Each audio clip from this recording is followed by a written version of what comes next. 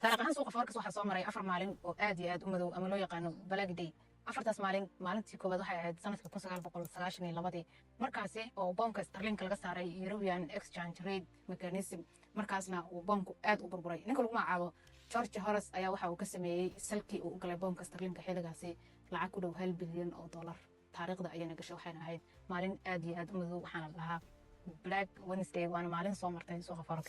15 January 2015 waxaa dhacay loo yaqaano Swiss franc shock kadib markii bangiga dhexe ee Switzerland uu si lama filaan ah uga baxay ilaalinta euro CHF waxaana si lama filaan ah hoos ugu dhacday lacagta Swisska wax ka badan 30% waxayna ahayd maalin madow. 7 October 2016 markaa waxaa dhacay loo yaqaano flash crash kadib markii banka sterling uu hoos u dhacay daqiiqada gudahood 9% waliba xiliyada ay safaaliyuga badan jirin ee Asian stationka waxaana maalintaasi dhacay waxa loo yaqaano flash crash.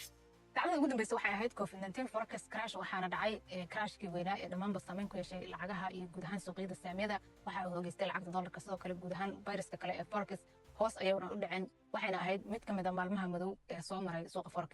inta soo gogoynaya muuqaalka mar walba la soco My Exchange follow soo TikTok-keena YouTube-keena iyo sidoo kale page-keena My Exchange aad iyo aad ayay u mahadsantihiin.